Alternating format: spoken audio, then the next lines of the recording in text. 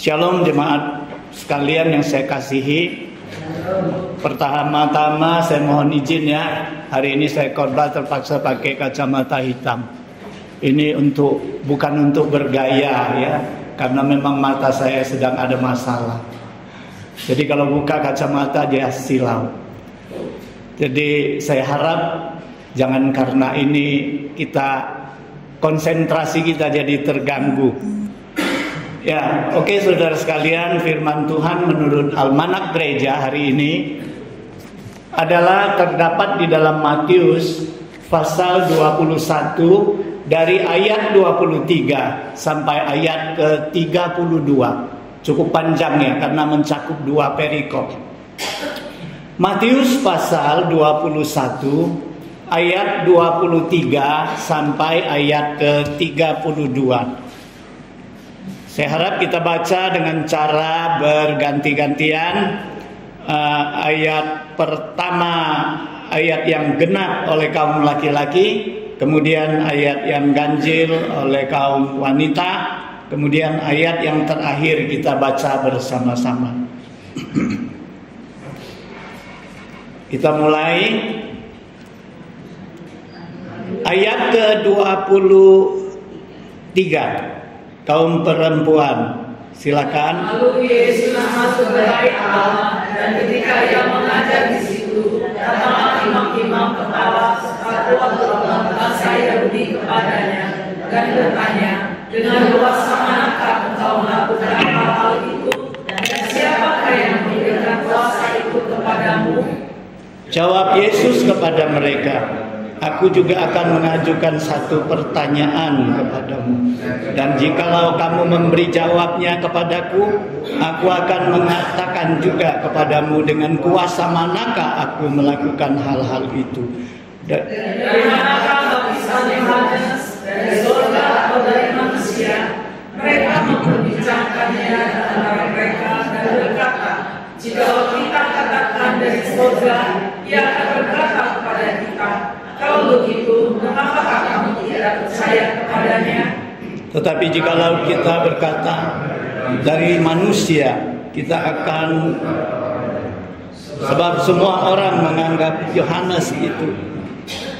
Lalu mereka menjawab Yesus, kami tidak tahu. Dan Yesus berkata kepada mereka, jika demikian, aku juga tidak mengatakan kepadamu dengan kuasa manakah aku melakukan hal-hal itu. Tetapi apakah pendapatmu tentang ini? Seorang mempunyai dua anak laki-laki. Ia pergi kepada anak yang sulung dan berkata, anakku, pergi dan bekerjalah hari ini dalam kebun anggur.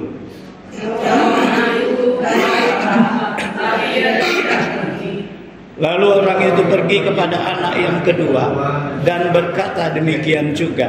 Dan anak itu menjawab, aku tidak mau. Tetapi kemudian ia menyesal, lalu pergi juga.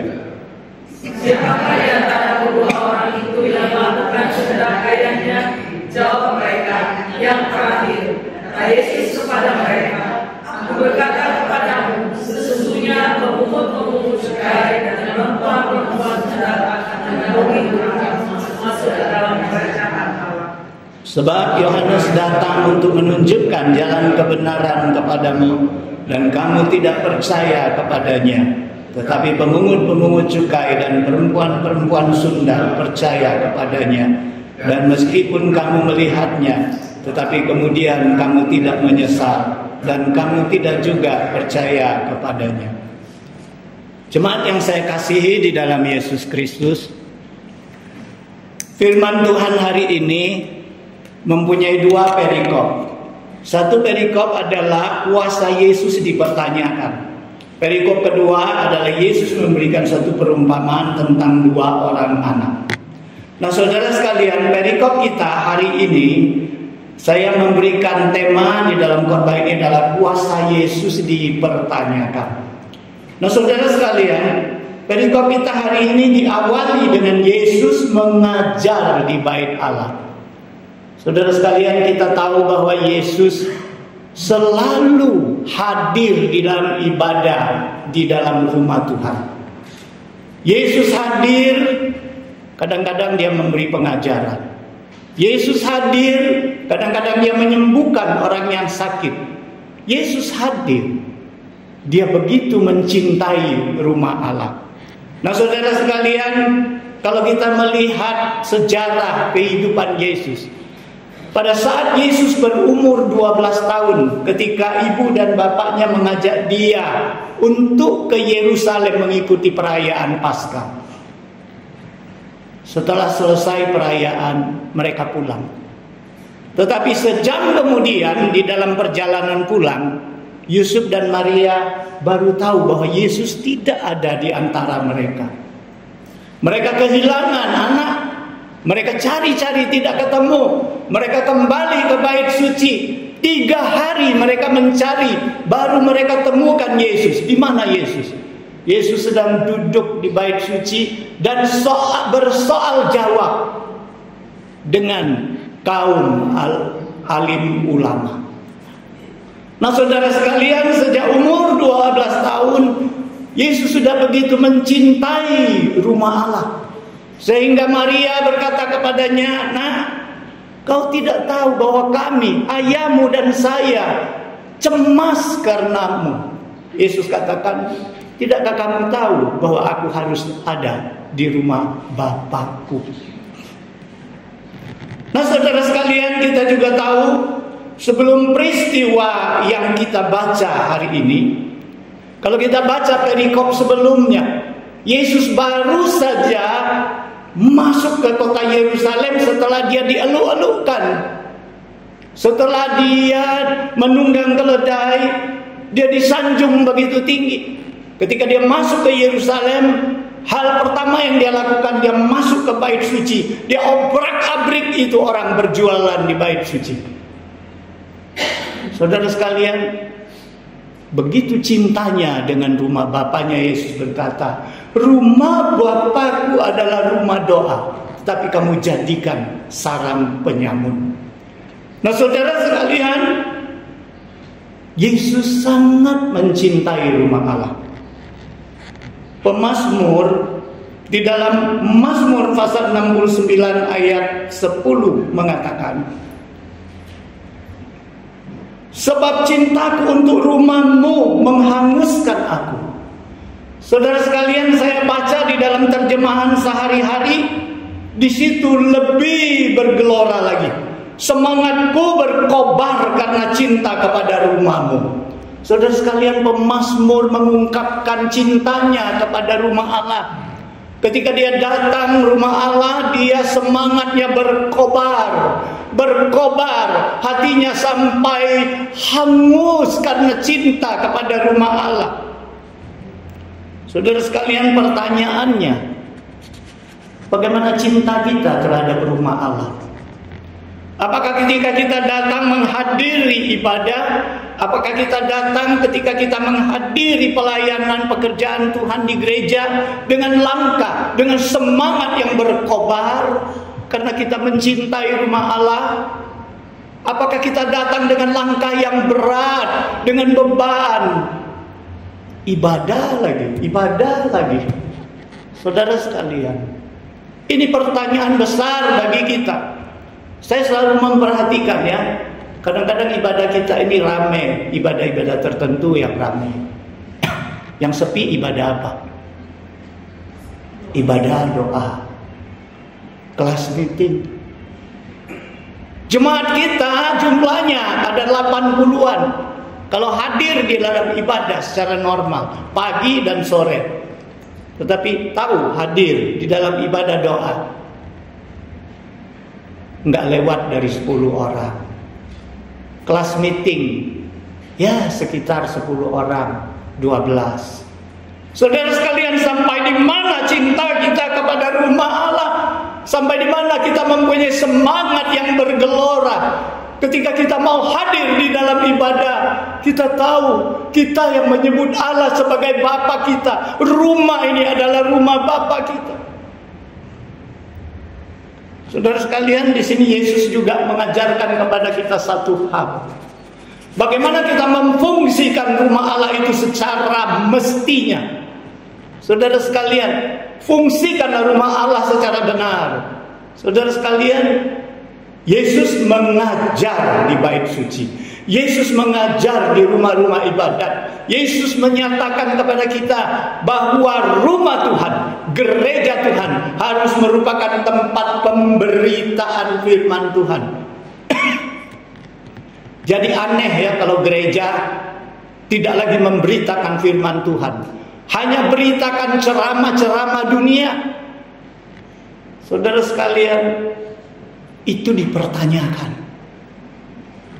Saudara sekalian, gereja adalah tempat pemberitaan firman Tuhan. Yesus sudah memberikan contoh. Dan gereja juga tempat berdoa. Kenapa Yesus usir orang-orang yang jualan di sana? Kenapa Yesus menganggap mereka merampok, jadikan sarang penyamun? Karena memang mereka memanfaatkan gereja untuk mencari keuntungan. Baik orang yang berdagang di situ atau para imam-imam besar, ahli-ahli Taurat. Mereka sudah sekongkol di situ. Mereka kerjasama di situ. Mereka cari keuntungan di situ. Mereka memeras rakyat yang datang memberikan persembahan di dalam bait suci. Kenapa Yesus katakan kamu jadikan sarang penyamun? Karena sering kali kalau hewan itu dibawa dari kampung, bawa sendiri, setelah sampai bait suci itu nggak diterima. Karena apa? Dinyatakan tidak layak. Saudara sekalian, ada cacat. Jadi akhirnya sering ditolak. Orang-orang datang ke bait suci untuk mempersembahkan korban. Ya lebih baik beli di bait suci aja, tapi harganya melambung. Saudara sekalian, bait suci dijadikan tempat untuk mencari keuntungan, bukan suatu tempat untuk rumah berdoa. Yesus katakan rumah Bapakku adalah rumah berdoa. Saudara sekalian, fungsi gereja adalah fungsi tempat di mana kita berkomunikasi dengan Tuhan. Ketika kita berbicara kepada Tuhan, kita melalui doa kita. Ketika kita mendengar, Tuhan menjawab kita melalui firman Tuhan. Saudara sekalian, Yesus juga selalu menyembuhkan orang di bait Allah. Mereka yang butuh pertolongan, mereka yang butuh kesembuhan, Yesus jamah mereka.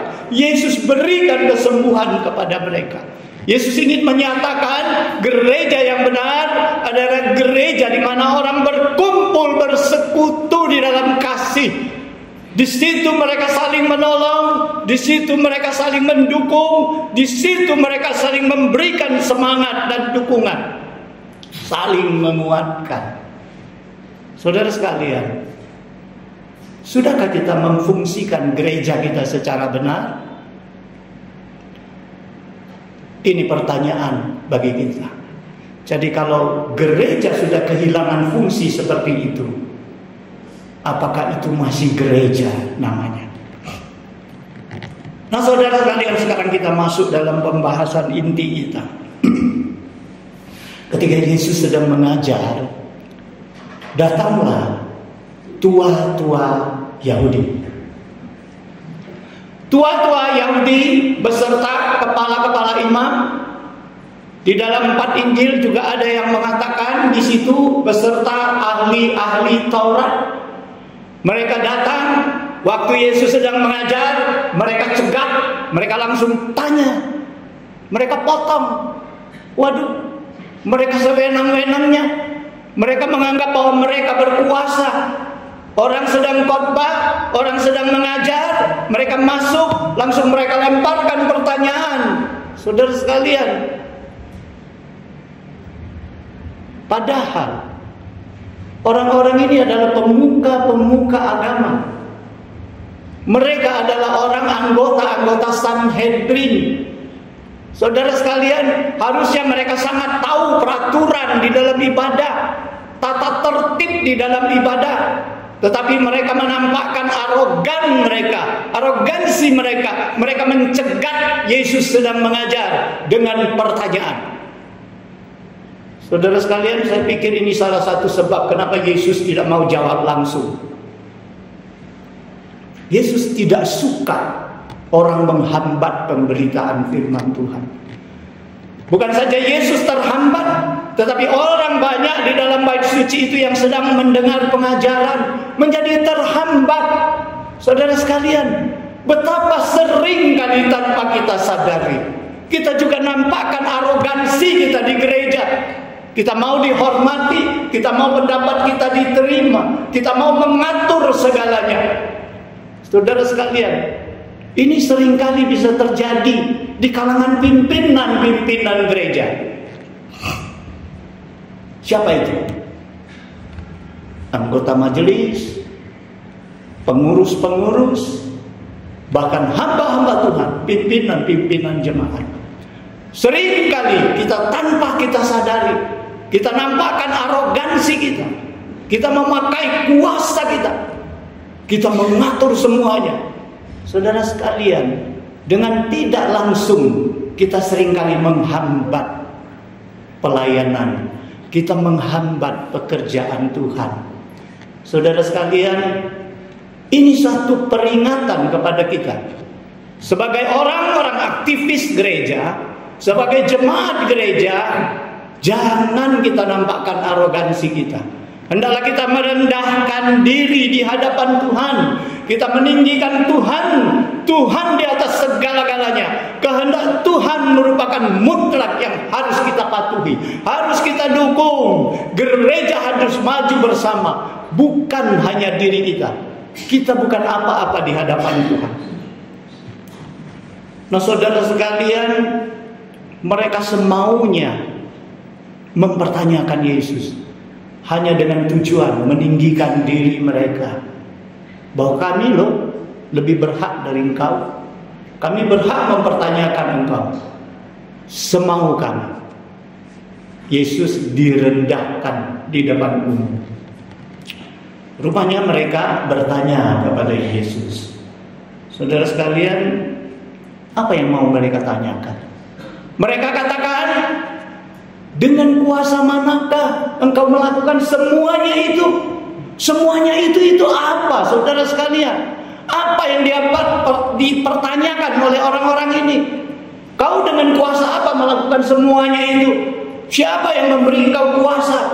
Saudara sekalian, mereka tidak tunjuk satu persatu apa yang mereka masalahkan, kuasa apa, perbuatan apa yang Yesus lakukan. Tetapi apabila kita baca perikop sebelumnya, kita tahu yang pertama mereka pertanyakan, dengan kuasa mana kau bisa obrak-abrik bait suci? Kau bukan pengurus bait suci, kami yang berwenang. Dengan hak, dengan kuasa dari siapa kau bisa usir-usir orang yang berdagang di sini, padahal mereka sudah seizin kami? Saudara sekalian, yang kedua, Yesus sedang mengajar di bait suci. Yesus hanya di mata mereka itu hanya seorang guru keliling, seorang rabi keliling. Keliling di mana? Keliling di desa-desa kecil di sekitar Galilea. Tiba-tiba Yesus datang ke bait suci. Dengan titel apa Yesus khotbah di situ? Dengan pengalaman, dengan pendidikan apa yang Yesus terima? Dengan gelar apa Yesus bisa semaunya mengajar orang di bait suci? Padahal yang berhak mengajar bait suci itu adalah anggota-anggota ahli-ahli hukum, ahli-ahli Taurat, adalah anggota Sanhedrin.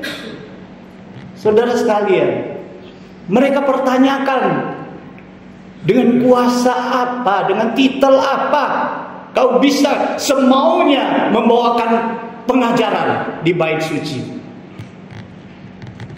Yang ketiga, setelah Yesus memberitakan firman Tuhan, Yesus menyembuhkan banyak orang. Setelah Yesus mengusir pedagang-pedagang, kalau kita baca, Yesus di situ menyembuhkan banyak orang yang sakit. Sehingga kita tahu ya, kalau saat suasana seperti itu pasti agak kacau ya, karena orang-orang sakit pada datang ke depan, Yesus satu-satu menyembuhkan mereka, sehingga suasana di bait suci itu mungkin menjadi agak kacau. Dengan hak apa? Dengan kuasa apa? Engkau mengacaukan, engkau melakukan mujizatmu, mengacaukan tata tertib di dalam rumah Tuhan. Nah saudara sekalian, padahal di dalam hal ini Yesus pernah dituduh. Ketika Yesus mengusir setan, mereka katakan, oh Yesus usir setan dengan penghulu setan, Beelzebul. Dan Yesus sudah membantah itu. Yesus katakan, bagaimana kerajaan setan itu bisa bertahan kalau mereka saling bentrokan, mereka saling berlawanan. Yesus katakan, kalau kita ingin merampok rumah seorang yang kuat, orang itu harus kita ikat dulu. Sudah itu baru bisa kita mengambil barang-barangnya. Nah saudara sekalian, akhirnya Yesus katakan apa? Bila aku mengusir setan dengan kuasa roh Allah, maka itu berarti kerajaan Allah sudah hadir di tengah-tengah kamu. Yesus sudah membantah, Yesus sudah menjelaskan sebenarnya dengan kuasa apa dia itu mengusir setan. Tetapi dasar orang-orang ini, mereka menganggap Yesus di bawah mereka. Mereka tidak mengakui, mereka tetap bebal dan tidak percaya. Saudara sekalian, selanjutnya kita mengetahui ketika Yesus ditanya, mengapa Yesus tidak langsung menjawab mereka? Justru Yesus melontarkan sebuah pertanyaan. Saudara sekalian, bukankah kebenaran itu harus diberitakan?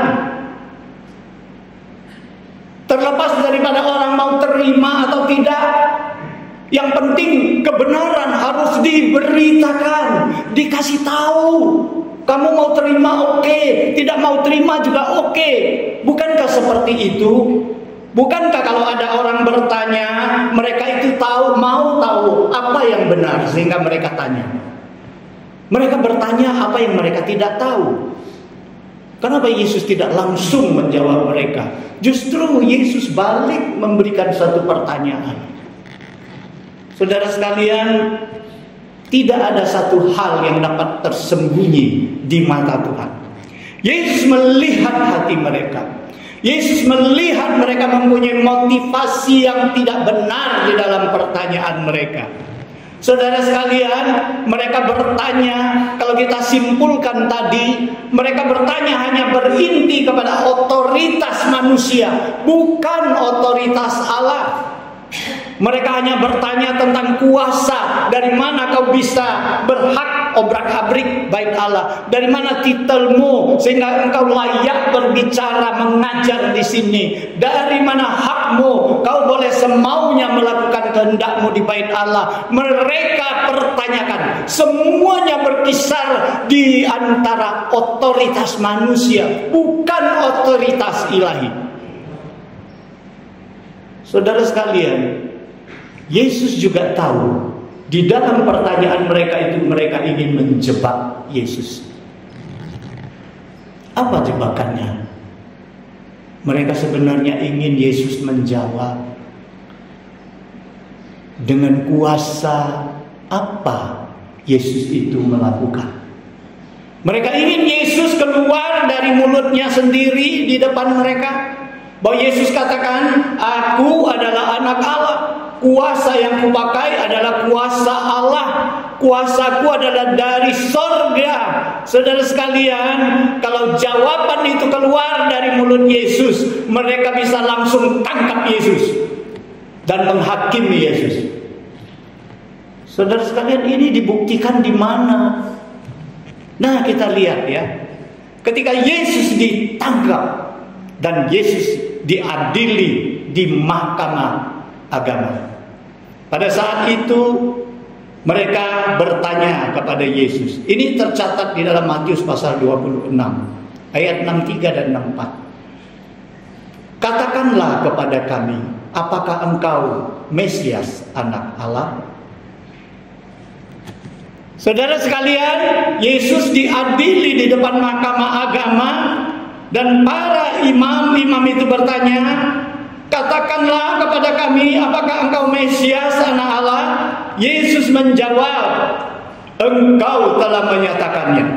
Akan tetapi aku berkata kepadamu, mulai sekarang kamu akan melihat Anak Manusia duduk di sebelah kanan Yang Maha Kuasa dan datang di atas awan-awan di langit. Saudara sekalian, pada saat itu Yesus menjawab dengan jelas, apakah engkau Mesias, anak Allah? Yesus katakan apa? Yesus katakan, kau yang ngomong, bukan aku yang ngomong. Tetapi kamu ingat ya, kamu akan melihat aku, Anak Manusia, akan duduk di sebelah kanan Yang Maha Kuasa, di sebelah kanan Bapa sorga, dan akan datang. Saudara sekalian, ketika Yesus mengaku bahwa dia adalah anak Allah, duduk di sebelah kanan Allah, dia akan turun. Saudara sekalian, apa yang terjadi? Kita lihat.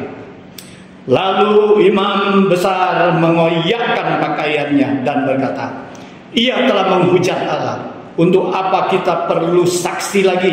Sekarang telah kamu dengar hujat itu, bagaimana pendapat kamu? Mereka menjawab, ia harus dihukum mati. Nah saudara sekalian, inilah pancingan, inilah jebakan yang mereka berikan pada saat itu. Mereka mau Yesus jawab, akulah Mesias, anak Allah, aku dengan kuasa Bapakku yang dari sorga. Saudara sekalian, mereka mau dengar jawaban itu keluar dari mulut Yesus, sehingga mereka bisa menangkap Yesus dan membunuh Yesus.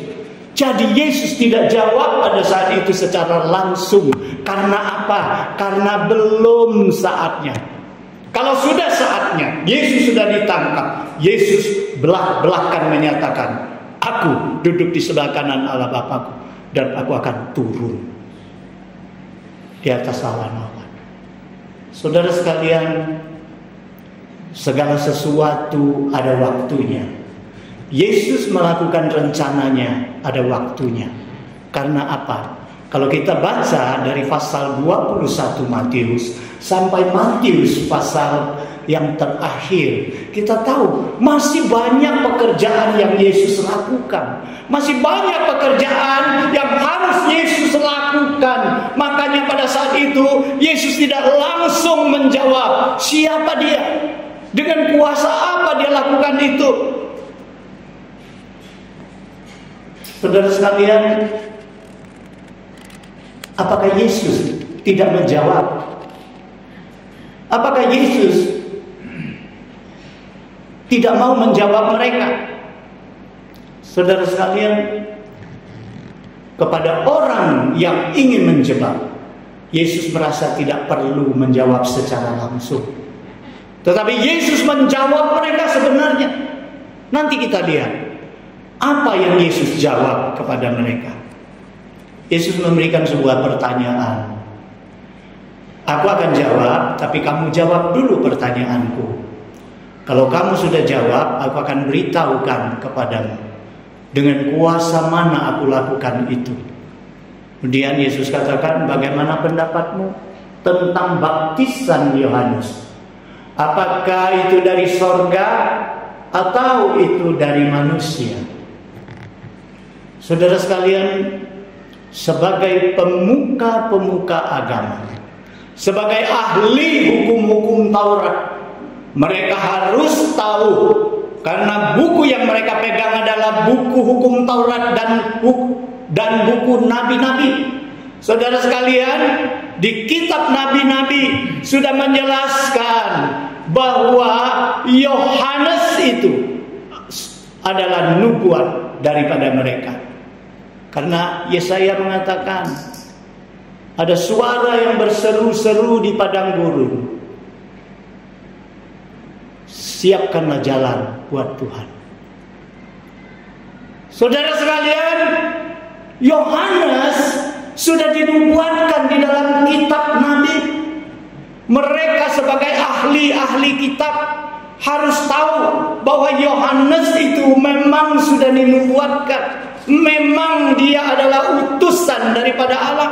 Jadi baptisan daripada Yohanes adalah dari sorga. Mereka tahu, bukan saja mereka tahu dari kitab, tetapi mereka juga melihat bahwa pada saat Yohanes hadir, pada saat Yohanes berseru-seru menyerukan pertobatan, bertobatlah karena kerajaan sudah dekat, kerajaan Allah sudah dekat. Pada saat itu mereka melihat gelombang pertobatan secara massal begitu besar. Orang-orang yang hadir dari segala penjuru pelosok, orang-orang yang hadir dari segala kalangan masyarakat, baik dia itu pemerintahan, dia itu anggota serdadu-serdadu, bahkan mereka-mereka ini, ahli-ahli agama ini, yang Yohanes sebut, hai kamu keturunan ular beludak, mereka juga hadir. Saudara sekalian, pertobatan massal terjadi pada saat Yohanes.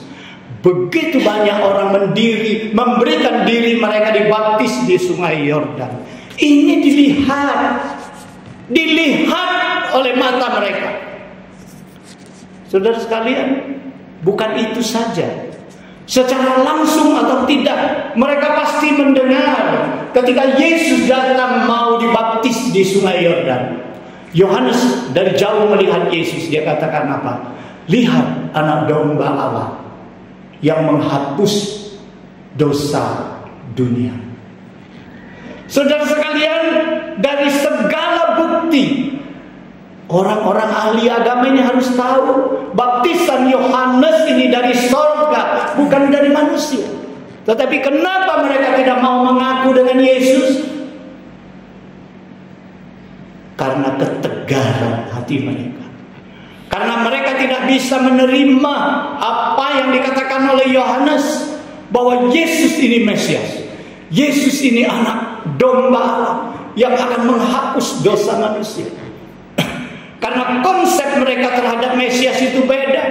Mereka tidak bisa menerima Mesias itu datang dari keluarga tukang kayu, lahir di kandang domba, dan akan disalibkan di atas kayu salib. Mereka tidak menerima Mesias seperti itu. Mereka terima Mesias yang datang sebagai raja yang besar, seperti Raja Daud. Oleh sebab itu, karena mereka tidak mau menerima Yesus, tidak mau percaya kepada Yesus, sehingga mereka juga meniadakan Yohanes Pembaptis. Saudara sekalian, kalau mereka mengatakan dari manusia itu, mereka takut karena apa? Mereka takut dilempari batu. Karena apa? Karena masyarakat, semua orang sudah menganggap Yohanes Pembaptis itu nabi, adalah utusan daripada Allah. Nah, jadi jalan tengah mereka ambil, jalan aman. Yang paling aman setelah mereka berembuk, jawab dari surga salah, jawab dari manusia salah, jadi jawab saja, kami tidak tahu. Nah, ketika Yesus mendengar jawaban itu, Yesus katakan apa? Aku juga tidak memberitahu kepada kalian dengan kuasa mana aku melakukan semuanya itu, dan siapa yang memberikan kuasa itu kepada. Apakah Yesus memang tidak memberitahu? Itu yang saya katakan tadi. Saya pikir kebenaran harus disampaikan. Sebagai Yesus harus memberitahukan dirinya itu siapa. Saudara sekalian,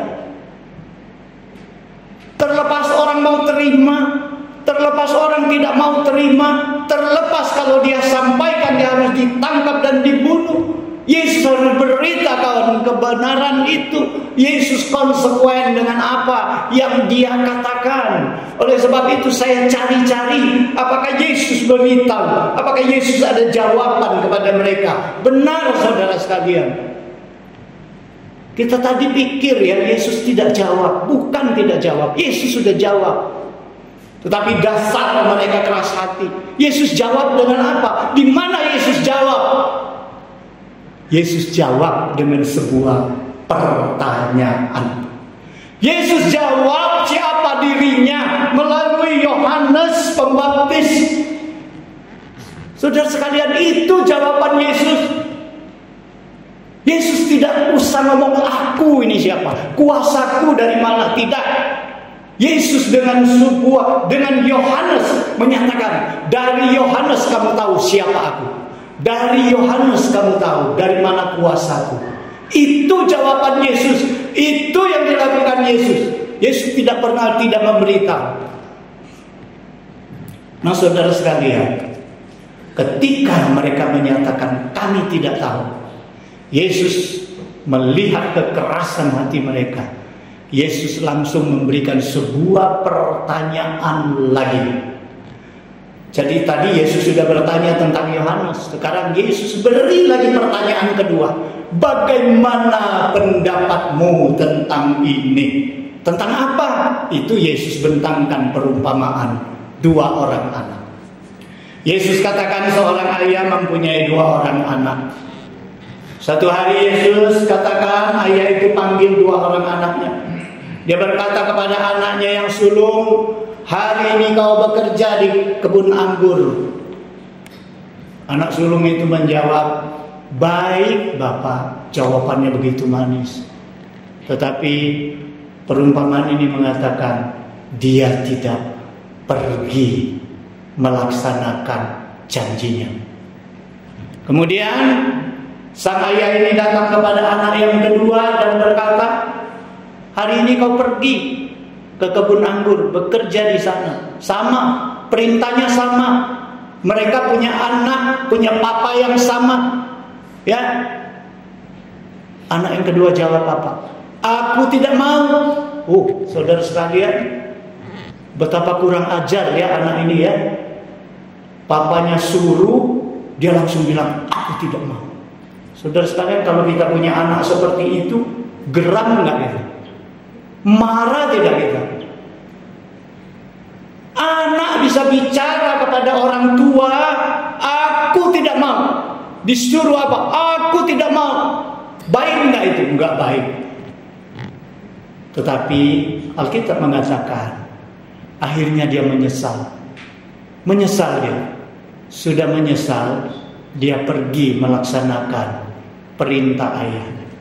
Kemudian perumpamaan ini Yesus berikan. Yesus katakan, apa pendapatmu tentang ini? Siapa di antara 2 orang anak ini yang melakukan kehendak bapaknya? Oh, pertanyaan ini nggak bisa lagi dijawab kami tidak tahu ya. Itu hebatnya Yesus. Karena pertanyaan ini mengharuskan mereka menjawab, mengeluarkan pendapat mereka. Kalau pertanyaan ini datang kepada kita jawab siapa dari kedua anak ini? Sama nggak jawaban kita seperti orang-orang ahli agama itu? Sama ya, sama. Mereka bilang anak yang terakhir. Nah, ketika mereka jawab anak yang terakhir, Yesus sudah membuka kedok mereka. Yesus sudah membuka kedok mereka. Yesus sudah menjadikan mereka suatu bangsa yang selama ini yang mengatakan kepada bapaknya, ya Bapak, baiklah Bapak. Mereka itu begitu patuh selama ini. Mereka sebagai anak sulung, mereka sebagai bangsa pilihan Allah. Saudara sekalian, mereka begitu disayang oleh Allah. Mereka selalu mengaku Allah itu Allah mereka, bukan Allah orang lain. Mereka menganggap Allah itu milik mereka sendiri. Mereka sebut Allah itu Bapa. Sehingga apa yang Allah katakan, mereka katakan baik Bapa. Tetapi hakikatnya, terakhirnya, mereka tidak laksanakan apa yang mereka janjikan kepada Bapaknya. Bukankah ketika ketika Allah berjanji dengan Abraham, aku akan jadikan engkau bangsaku, kesayanganku, bangsa pilihanku, supaya melalui bangsamu, melalui keturunanmu, segala bangsa di dunia diberkati. Tetapi mereka hanya mengaku bahwa Allah itu Allah mereka, tetapi mereka tidak laksanakan perintah-perintah dari Allah itu. Yesus katakan apa? Sesungguhnya aku berkata kepadamu, pemungut-pemungut cukai, perempuan-perempuan Sunda akan mendahului kalian masuk di dalam kerajaan Allah. Karena apa? Karena memang dulunya mereka menolak Allah. Mereka dianggap tidak ada Allah. Mereka menyembah berhala. Mereka tidak mengakui Allah orang Israel. Mereka sebagai orang-orang yang dipandang berdosa. Mereka lari daripada Tuhan. Tetapi mereka walaupun menolak Tuhan yang mengatakan aku tidak mau, mereka akhirnya menyesal. Menyesalnya karena apa? Karena mereka percaya Yohanes ini hamba Tuhan, Yohanes ini nabi Tuhan, Yohanes ini utusan Tuhan. Yohanes memberitakan jalan kebenaran kepada mereka. Mereka terima, mereka percaya, mereka menyesali segala kesalahan mereka dan dosa-dosa mereka. Mereka bertobat, mereka memberikan diri mereka dibaptis. Saudara sekalian, Yesus katakan mereka inilah akhirnya akan mendahului kalian masuk ke dalam kerajaan Allah. Karena apa? Karena kamu sudah mendengar kesaksian Yohanes. Kamu tidak percaya. Kamu sudah melihat kehadiranku. Kamu juga tidak percaya. Kamu sudah melihat kuasaku. Kamu juga tidak percaya. Siapa yang dapat membangkitkan manusia seperti Yesus bangkitkan Lazarus? Kalau bukan itu kuasa dari Allah, saudara sekalian. Tetapi kamu tidak percaya. Kamu keraskan hati. Oleh kerana itu, kamu akan ditinggalkan. Nah, saudara sekalian, hari ini kita kembali kepada tema kita. Kuasa Yesus dipertanyakan. Apakah hari ini kita juga mempertanyakan kuasa Yesus dari mana?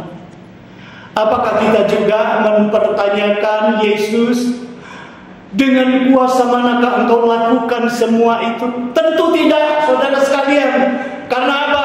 Karena kita sudah tahu Yesus adalah juru selamat kita. Yesus sudah mati disalib karena menebus dosa kita. Yesus sudah mengangkat kita sebagai anaknya. Dan kita tahu bahwa kuasa apapun di langit, di bumi, semuanya sudah diberikan Allah kepada Yesus. Dan kuasa Yesus tidak diragukan lagi, berasal daripada Allah Bapa. Yesus sendiri adalah Allah. Dia mengajar karena dia sendiri adalah firman hidup itu. Dia menyembuhkan orang hanya dengan kuasa Roh Kudus, kuasa Allah itu. Nah, saudara sekalian, tentu kita tidak pertanyakan lagi, bukan? Lalu, apa yang dituntut oleh firman Tuhan ini kepada kita? Kalau kita sudah mengakui kuasa Yesus itu adalah kuasa Allah, apa yang harus kita lakukan? Saudara sekalian, kita tahu ketika Yesus mengutus murid-muridnya, baik itu 12 murid maupun itu adalah 70 murid, Yesus selalu membekali mereka dengan kuasa. Yesus membekali mereka dengan nasihat, wejangan. Yesus memberikan mereka persiapan yang cukup. Yesus memberikan peringatan-peringatan apa yang akan terjadi di dalam pelayanan mereka. Yesus melengkapi mereka semua. Hari ini Tuhan lengkapi kita dengan kuasanya. Saudara sekalian, lalu apa maunya Tuhan untuk kita lakukan, saudara sekalian? Ketika Yesus mau tinggalkan murid-muridnya naik ke surga, Yesus katakan, pergilah, jadikan segala bangsa muridku.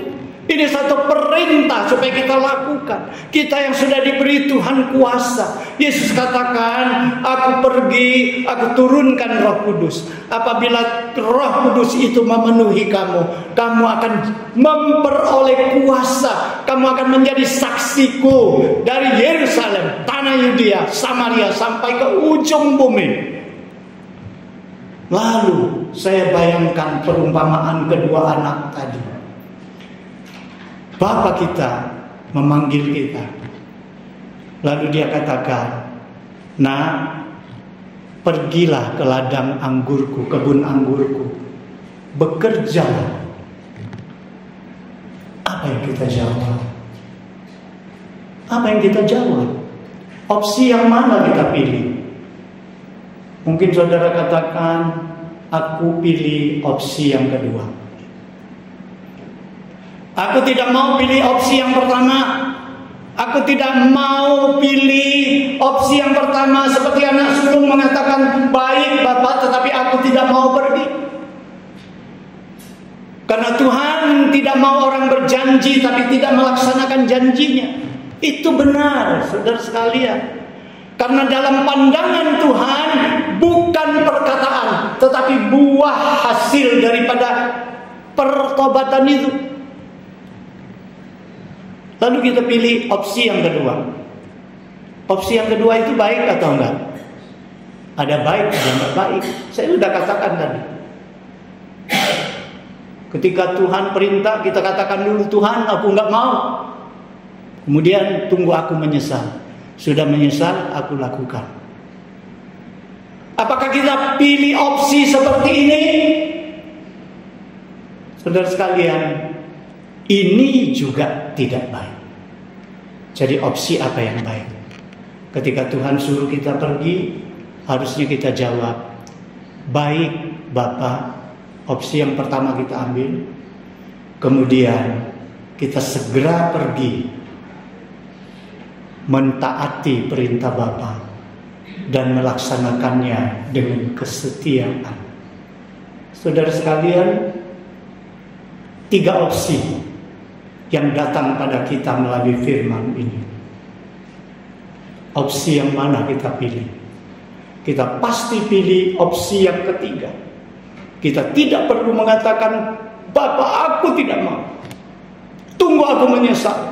Kalau memang Tuhan suruh kau menyesal, kalau memang Tuhan masih memberikan engkau waktu untuk menyesal, bagaimana kalau Tuhan tidak beri kita waktu menyesal lagi? Saudara sekalian, jangan pilih opsi itu.